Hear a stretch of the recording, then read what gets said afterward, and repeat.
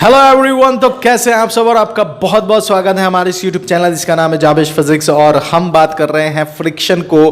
Basically ये जो lecture flow होने वाला है इसमें हम लोग फ्रिक्शन को समझेंगे और फ्रिक्शन के इस तरह के सवाल को समझेंगे। जैसे मान लीजिए कि अगर हम इस ब्लॉक को ऐसे रखते हैं और इस पर कितना फोर्स लगाएंगे जिसकी वजह से ये रुका रहे, या कितना मिनिमम फोर्स लगाएंगे जिससे ये नीचे आने लगे। इस तरह के सवाल एक ब्लॉक पर, दो ब्लॉक पर सब हम लोग समझेंगे। फिर दो ब्लॉक के बाद हम लोग फ्रिक्शन को मिलाकर इस तरह के सवाल हम लोग सॉल्व करेंगे। तो बेसिकली ये पूरा एग्जाम्पल के थ्रू हम कॉन्सेप्ट समझने वाले हैं। एंड तक देखते रहे। फ्रिक्शन का जितना भी लेक्चर है उन सारे लेक्चर का एक कंप्लीट प्लेलिस्ट बनाए जिसका लिंक आपको डिस्क्रिप्शन बॉक्स में मिल जाएगा या फिर यहाँ बटन पर मिल जाएगा। तो आप जाकर देख सकते हैं और अपने नॉलेज को बढ़ा सकते हैं। और लाइक शेयर सब्सक्राइब करने की कोई ज़रूरत नहीं है, बिल्कुल भी मत करना। देखो समझो, अच्छा है, बस ऊपर वाले का थैंक यू बोलना, बस बात खत्म। उसके बाद एंड तक देखो और पूरा कॉन्सेप्ट समझ में आने वाला है। ठीक है, तो चलिए शुरू कर दें बिना वक्त ज़ाया किए बेहतरीन अंदाज में।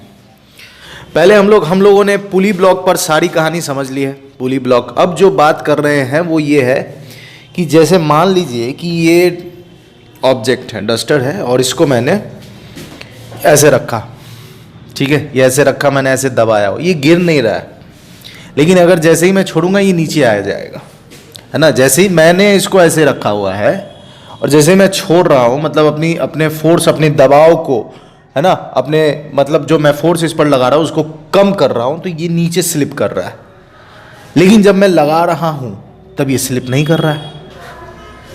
अब इसमें कुछ चीज़ें समझनी है। समझना ये है कि सबसे पहले अगर मैं इस तरह से कुछ पॉइंट्स मैं आपको क्लियर कर देता हूँ। जैसे मान लीजिए कि मैं यहाँ पर ऐसे रखा हुआ हूँ और इस पर फोर्स लगा रहा हूँ, तो फोर्स तो मैं ऐसे लगा रहा हूं, नॉर्मल किधर लगेगा। ठीक है, सबसे पहला सवाल कि ये ब्लॉक है, यही केस बना लेता हूं मैं। ये दीवार है और ये ब्लॉक है और मैं इस पर ऐसे फोर्स लगा रहा हूं।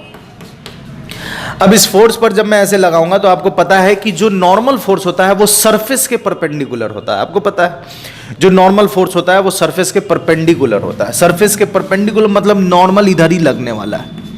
और नॉर्मल, और ये मैं क्या कर रहा हूं, ये कौन सा फोर्स है? एफ अप्लाइड फोर्स है, एफ अप्लाइड। तो नॉर्मल फोर्स है और ये क्या है? F applied. मतलब कि जो नॉर्मल फोर्स है, नॉर्मल फोर्स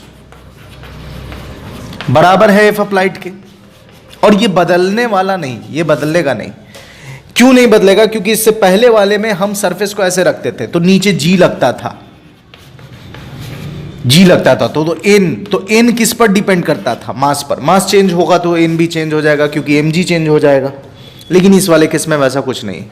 एक ब्लॉक हो, इसमें भी जितना आप लगाओगे उतना ही नॉर्मल, इसमें भी अगर 50 न्यूटन एफ अप्लाइड है तो नॉर्मल भी एफ अप्लाइड, नॉर्मल भी कितना होगा? 50 न्यूटन ही होगा। इसमें कोई वो खास बात नहीं है, दोनों बराबर। ये बात समझ में आ रही। अच्छा, इसका मैंने आपको स्टार्टिंग में बताया था कि फोर्स और फ्रिक्शन को, जब आप फ्रिक्शन लगता किधर है, तो मैंने आपको पूरे लेक्चर में, जो सीरीज ऑफ लेक्चर है फ्रिक्शन का, जो उस सारे लेक्चर में मैंने आपको एक ही बात बताई है कि जो फ्रिक्शन होता है वो एक्चुअली में दो सरफेस को जोड़े रखना चाहता है, साथ रखना चाहता है। फ्रिक्शन का काम यही है, वो ऑलवेज चाहेगा कि वो दो सरफेस को हमेशा कांटेक्ट में रखे, साथ में रखे।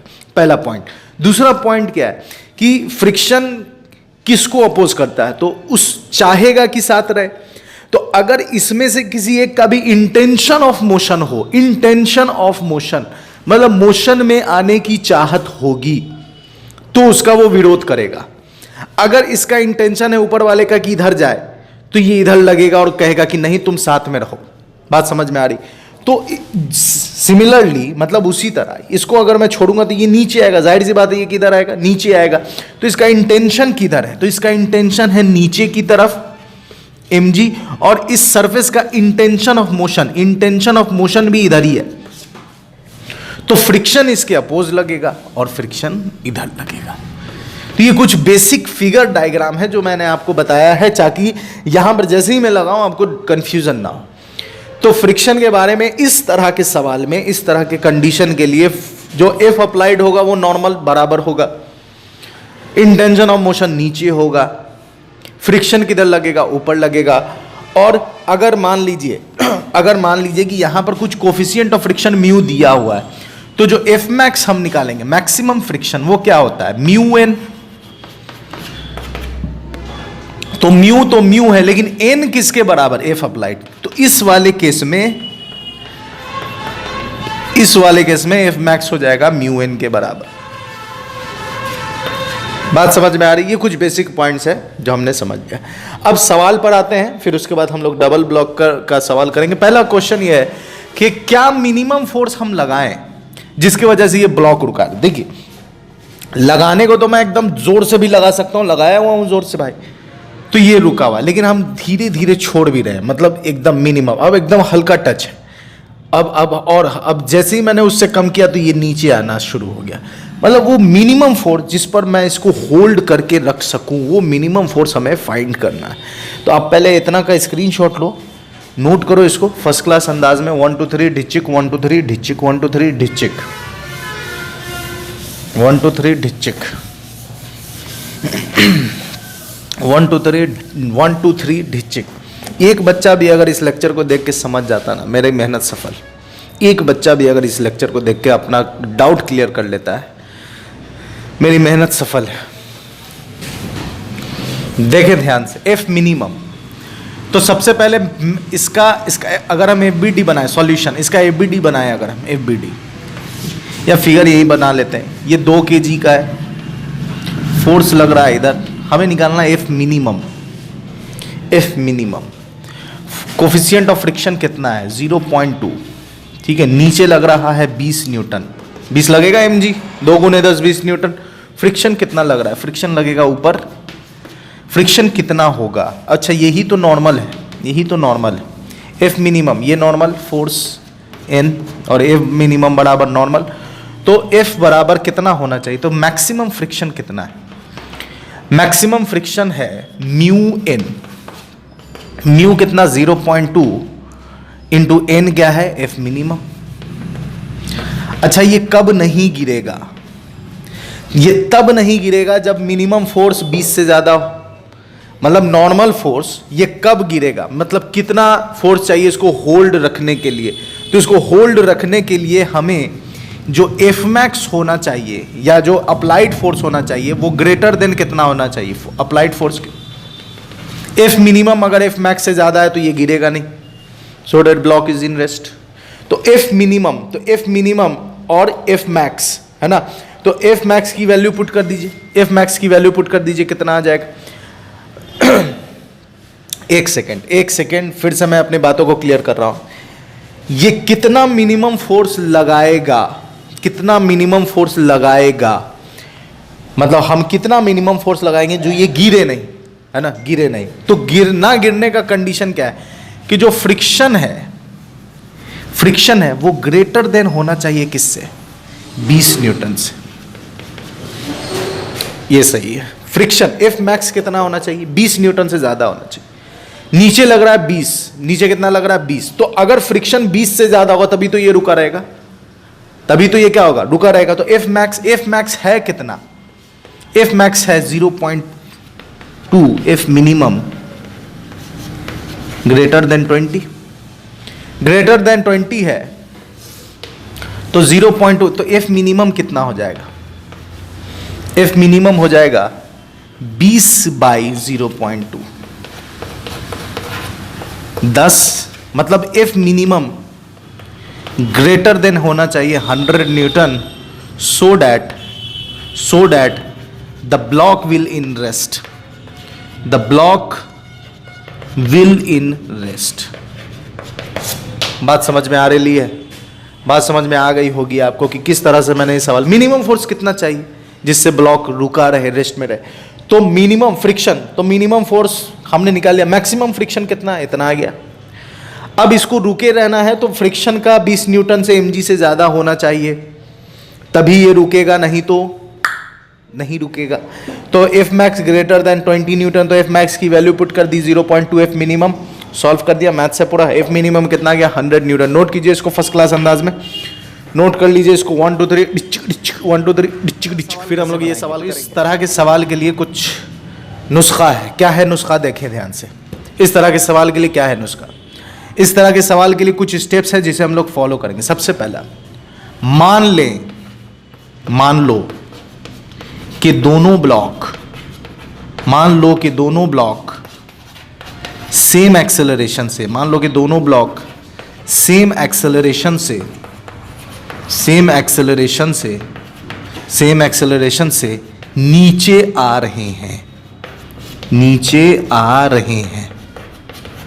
ठीक है, मान लो कि से दोनों ब्लॉक सेम एक्सेलरेशन से नीचे आ रहे हैं।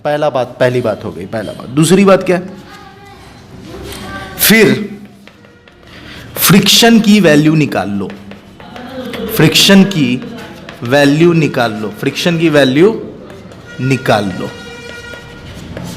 फिर फ्रिक्शन की वैल्यू निकाल लो। दूसरा बात भी हो गया। तीसरी बात क्या है, फ्रिक्शन की वैल्यू निकालने के बाद तीसरी बात क्या है, अगर फ्रिक्शन जो आपने फाइंड किया है वो, अगर फ्रिक्शन इफ मैक्स से कम है, अगर फ्रिक्शन इफ मैक्स से कम है तो आपका सवाल सही है, तो आपका जवाब सही है, तो आपका जवाब सही है, सही है, नहीं तो गलत, नहीं तो गलत है। बात समझ में आ रही है? नहीं तो गलत। यही कहानी, यही काम करना है आपको, है ना? यही कहानी है, यही काम करना है। बात समझ में आ रही है? अब देखें, ये जो ट्रिक और जो प्रोसीजर मैंने बताया, इस प्रोसीजर को इसमें अप्लाई करते हैं और देखते हैं क्या होता है। 4 kg 2 kg, क्या करना है, दोनों को कॉमन एक्सेलरेशन से मान लेते हैं। ठीक है, करते हैं। ठीक है, चलिए देखिए इस सवाल को करते हैं। अब क्या करेंगे, ध्यान से देखते हैं। इसमें करना ये है कि ये जो 50 है इसको एक्चुअली में 100 न्यूटन कर लीजिए, तब ये सवाल सही है। ठीक है, ये 100 न्यूटन। अब ध्यान से देखते हैं। सबसे पहले हम इसको बनाते हैं और इसको बनाइए। ठीक है, 4 kg और 2 kg। ठीक है, 4 kg और 2 kg। फोर्स कितना लग रहा है, 100 न्यूटन। फोर्स लग रहा है 100 न्यूटन। ठीक है, यहाँ म्यू है 0.1, तो यहाँ फ्रिक्शन कितना हुआ, म्यू कितना 0.1, एन कितना 100, तो कितना आ गया 10 न्यूटन। इधर फ्रिक्शन कितना लग रहा है 10, यहां पर फ्रिक्शन कितना लग रहा है म्यू एन, तो म्यू कितना है, म्यू है 0.2, एन कितना है 100, 20 न्यूटन। कितना है 20 न्यूटन, और ये कितना है 10 न्यूटन, 20 न्यूटन। ठीक है, सवाल हमने क्या स्ट्रेटजी अपनाना है, क्या ट्रिक अपनाना है कि मान लो कि दोनों का एक्सेलरेशन कैसा है, सेम, दोनों का एक्सेलरेशन सेम। आइए दोनों का एक्सेलरेशन सेम मानते हैं, तो ये कुछ एज ए 1 मानेंगे। जब दोनों को हम सेम मान रहे हैं तो दोनों को एज ए 1 मानेंगे, तो ये कितना हो जाएगा 1। ओ शिट, इसको भी आप 4 kg ही कर लीजिए और इसको भी ही आप 4 kg कर लीजिए तो ज़्यादा सही रहेगा। 4 kg और ये भी कितना हो गया 4 kg। ठीक है, 4 kg। नीचे कितना आ रहा है 40, यहाँ भी कितना आ रहा है 40 mg। फ्रिक्शन ऊपर कितना लग रहा है, फ्रिक्शन ऊपर लग रहा है इधर 10 न्यूटन। ठीक है, 10 न्यूटन। ठीक है, दोनों का एक्सेलरेशन कैसा है, कॉमन है ए। अब इक्वेशन लिखो, 40 40 80, 80 माइनस 10 बराबर 8a, 4 4 8a। तो a की वैल्यू कितनी आई, a की वैल्यू आई 70/8। ये एक्सेलरेशन आ गया। अब जब ये एक्सेलरेशन आज गया है तो हम फ्रिक्शन निकाल लेते हैं। नाउ उठाते हैं इस 4 kg को, क्योंकि हम ये जो हमने फ्रिक्शन निकाला है कि अगर F, कौन सा F, ये वाला, दो ब्लॉक के बीच वाला F है ना, यहां जो मैंने लिखा है कि अगर F लेस देन आ जाए F मैक्स से, तो ये कौन सा F है, इस दो ब्लॉक के बीच का F है। तो यहां हम बनाते हैं 4 kg। ठीक है, 4 kg। नीचे कितना लग रहा है 40, नीचे का एक्सेलरेशन कितना है 70/a, और ऊपर कितना लग रहा है फ्रिक्शन। अब इस फ्रिक्शन को निकालते हैं, तो 40 minus F is equal to 70, 4 into ये 8 है भाई, 70/8, तो 4 दूनी 8, तो कितना आ गया 40 माइनस एफ बराबर 35, तो एफ बराबर कितना आ गया 5 न्यूटन। एफ बराबर कितना आ गया 5 न्यूटन। मतलब इस दो ब्लॉक के बीच का, इस दो ब्लॉक के बीच जो फ्रिक्शन है वो कितना है 5 न्यूटन। मतलब 5 न्यूटन पर, ये अगर फ्रिक्शन 5 न्यूटन लगाए तो ये दोनों साथ साथ रह सकते हैं। और फ्रिक्शन चाहता क्या है, फ्रिक्शन यही चाहता है कि दो ब्लॉक आपस में साथ साथ रहें। फ्रिक्शन यही डिमांड करता है कि दो ब्लॉक आपस में साथ साथ रहें। फ्रिक्शन यही चाहता है, फ्रिक्शन इंटेंशन ऑफ मोशन को अपोज करता है। इसलिए फ्रिक्शन के पास कितना है, फ्रिक्शन के पास अवेलेबल कितना है, 20 न्यूटन। अब 20 में से उसने 5 लगाना है साथ साथ रहने के लिए, और फ्रिक्शन यही चाहता ही है कि दोनों साथ साथ रहें। तो जो एफ है वो लेस देन है कितना, एफ मैक्स कितना, 20 न्यूटन। 20 न्यूटन से कम नहीं आ गया, तो ये क्या चाहेगा, ये कहेगा कि 5 में ही मेरा काम चल रहा है, हम 5 में ही लगाएंगे और दोनों साथ साथ रहेगा। तो दोनों साथ साथ रहेगा तो फिर एक्सेलरेशन सेम होगा। तो बात समझ में आ रही है। तो इस तरह का सवाल जब भी आपको मिले तो आपको काम यही करना है। मान लीजिए कि दोनों साथ साथ हैं, तो फ्रिक्शन की वैल्यू निकाल लो। कैसे निकाल लो, तो फ्रिक्शन की वैल्यू ऐसे निकाल लो जिस तरह मैंने बताया आपको। सबसे पहले मान लो कि साथ साथ, तो साथ साथ मान लिए, इक्वेशन आ गया, इक्वेशन से फ्रिक्शन निकाली। अगर ये फ्रिक्शन कौन सा है, दो ब्लॉक के बीच का फ्रिक्शन, दो ब्लॉक के बीच का फ्रिक्शन। अब दो ब्लॉक के बीच का फ्रिक्शन जब लेस देन आ जाएगा मैक्सिमम फ्रिक्शन से, तो इसका मतलब जो आपने माना है वो सही है, दोनों साथ साथ ही नीचे आएंगे, दोनों साथ साथ आएंगे। तो दोनों का क्या निकालना था, एक्सेलरेशन निकालना था। एक्सेलरेशन होगा कितना, 4 kg एंड 2 kg। तो 4 kg और 2 kg दोनों का एक्सेलरेशन कितना हो जाएगा, 70/8। अगर इसको और छोटा करना है तो कर सकते हो, क्या करना है यार, नोट करो इसको, आगे बढ़ाते हैं हम लोग, ठीक है। आगे करते हैं दूसरा सवाल हुआ है। ये सवाल आपने पहले किया है, कंस्ट्रेंट वेज कंस्ट्रेंट पुली ब्लॉक, वो सब जगह इस तरह का सवाल किया है। उस पर हम लोगों ने एक्सेलरेशन और टेंशन निकाला था। बस उसी में हमने एक नई चीज़ जोड़ दी है, वो एक्चुअली में क्या है, फ्रिक्शन। तो अब इस पर आपको निकालना है कि चलेगा या नहीं चलेगा। एकदम आसान है, एकदम लल्लू सा सवाल है। आपने अगर पहले वो सारे लेक्चर देखे हैं तो ये भी आपसे ईजिली सॉल्व हो जाएगा। तो चलिए सॉल्व करते हैं। सबसे पहले ये फिगर बना लेते हैं, ठीक है। ये 37 डिग्री, ठीक है। ये इधर है 1 kg, ये है इधर 4 kg, ठीक है। अब ध्यान से देखें तो सबसे पहले 37 डिग्री है। अगर आप पहली दफ़ा ये लेक्चर देख रहे हैं तो आपको बता दूं, इस तरह का सवाल अगर आए तो 5 3 37 और इधर 4 5 4 3, इस तरह से एंगल बना दीजिएगा, ट्रायंगल बन जाएगा। अब ध्यान से देखें तो नीचे इस पर कितना लग रहा है, 40 न्यूटन। ऊपर कितना लगेगा टेंशन, T। मान लेते हैं नीचे आ रहा है, तो इसके लिए इक्वेशन क्या लिखा जाएगा, इसके लिए इक्वेशन लिखा जाएगा फॉर 4 kg, 4 kg के लिए एक्सेलरेशन हम लिखेंगे 40 minus T is equal to 4A। ये 4 kg का हमने इक्वेशन लिख लिया, ठीक है। एकदम आसानी से समझ में आ रहा है, कुछ नई बात नहीं है, सब पढ़ा है आपका। अब इधर लग रहा है mg, तो इधर लगेगा mg को, ये 37 है तो mg मतलब 10, मास कितना 1 इंटू 10, तो कितना हो गया 10। तो 10 साइन 30, 10 कॉस 37, कॉस 37 यहाँ से निकालिए, 10 कॉस 37 कितना हो जाएगा, तो 10 और कॉस 37 4/5 8 आ जाएगा। इधर कितना आया 8। तो वही अगर आप साइन 37 निकालोगे तो 3/5 मतलब ऊपर 3, तो इधर आ गया 6 न्यूटन। 6 न्यूटन क्या है एक्चुअली में, mg साइन 37, ठीक है। अब आपको पता है फ्रिक्शन भी लगेगा यहाँ पर, क्योंकि कोफिशिएंट दिया हुआ है कितना 0.2, तो फ्रिक्शन कितना लगेगा, तो फ्रिक्शन लगेगा इधर, क्योंकि ये ब्लॉक नीचे जा रहा है, तो इसका एक्सेलरेशन इधर है। क्योंकि सिंगल स्ट्रिंग है, तो सिंगल स्ट्रिंग है तो जो एक्सेलरेशन यहाँ वही एक्सेलरेशन यहाँ, ये रहा टेंशन T। फ्रिक्शन कितना लगेगा, तो फ्रिक्शन होता है, फ्रिक्शन हम निकाल सकते हैं F is equal to mu N, actually में यही ना N होगा, तो ये N एक्चुअली में हो जाएगा इसके बराबर। तो N कितना है 8, तो म्यू कितना है 0.2, तो 0.2 इंटू 8 एक्चुअली में हो जाएगा 8 दूनी 16, 1.6। तो अब हम 2 kg फॉर 1 kg के लिए अगर हम इक्वेशन लिखें 1 kg के लिए, तो 1 kg के लिए इक्वेशन क्या लिखाएगा, 6 न्यूटन प्लस तो 7.6, और जा रहा है उधर, तो इसका मतलब T minus 7.6 is equal to 1A, 1 into A, ये इक्वेशन 2। अब क्या है, कुछ नहीं है, पूरा मैथ्स है। दोनों को जोड़ देंगे तो T डिच्चिक हो जाएगा, तो 1 + 2 कर दीजिए, 1 + 2 कर दीजिए, 1 + 2। तो देखें ध्यान से, 1 + 2 अगर हम करेंगे तो 40 minus T is equal to हो जाएगा 4A, और ये हो जाएगा T minus 7.6 is equal to 1A। डिच्चिक तो 40 में से कितना गया तो ये हो जाएगा 33.4 नहीं 32.4, हाँ 32.4 हो जाएगा, ये 32.4 बराबर कितना हो गया 5a। तो a एक्सेलरेशन कितना आ गया 32.4 upon a metre per second square, ये एक्सेलरेशन आ गया।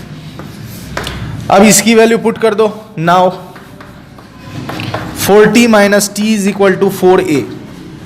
तो अगर हमें t निकालना है तो 40 minus 4a is equal to T. तो t की वैल्यू कितनी आ जाएगी, तो 40 माइनस 4 और a की वैल्यू कितनी है 32.4 बाई 5। इसको सॉल्व कर दोगे तो t तुम्हारा फाइंड होकर आ जाएगा। नोट कीजिए फर्स्ट क्लास अंदाज में, इसको नोट कर लीजिए 1 2 3 डिचक डिचक 1 2 3 डिचक डिचक। चलिए यहां तक की कहानी बेहतरीन अंदाज में समझ में आ गई है। बेसिकली हमने 4-5 लेक्चर में, ठीक है 4 या 5 लेक्चर में हमने फ्रिक्शन को अच्छी तरह से समझ लिया है। जितना भी बेसिक कॉन्सेप्ट है फ्रिक्शन का वो हमने समझ लिया है। हालांकि फ्रिक्शन हमारा साथ नहीं छोड़ने वाला, ये हर जगह मिलेगा, सर्कुलर मोशन में, रोटेशन में, हर जगह मिलने वाला है। लेकिन जो बेसिक है फ्रिक्शन का वो हमने 4 लेक्चर्स में कंप्लीट कर लिया है। 4 या 5 लेक्चर में, मैं मिस माइंड हो रहा हूँ थोड़ा, I am sorry for that. 4 या 5 लेक्चर में हमने पूरा कंप्लीट कर लिया। अगर ये 5वां या चौथा लेक्चर हो सकता है, ठीक है। तो बेहतरीन अंदाज में हमने फ्रिक्शन को समझ लिया है। और अब हम लोग इसके बाद बात करने वाले हैं centre of mass, sorry work power energy समझेंगे। तो वर्क पावर एनर्जी का पहला लेक्चर स्क्रीन पर डिस्प्ले हो रहा है, तो आप जाकर देख सकते हैं और अपने नॉलेज को बढ़ा सकते हैं। और लाइक शेयर सब्सक्राइब करने के लिए मैं बिल्कुल भी नहीं बोलूंगा, आपका मन है करो नहीं करो, दैट्स ऑल। समझ में आया, अच्छी बात है, अपने तक ही रखो, दूसरे को शेयर भी मत करना, ठीक है। दूसरे को बिल्कुल भी मत बताना। अगर गलती से ये वीडियो मिल भी गया है तो दूसरे को मत बताना कि कोई चैनल भी है, बस तुम देखो समझो, अपने तक ही बात रखो, किसी को मत बताना, ठीक है। तो मेरे साथ बने रहने के लिए बहुत बहुत शुक्रिया। अपना ख्याल रखें। गुड बाय एंड खुदा हाफिज।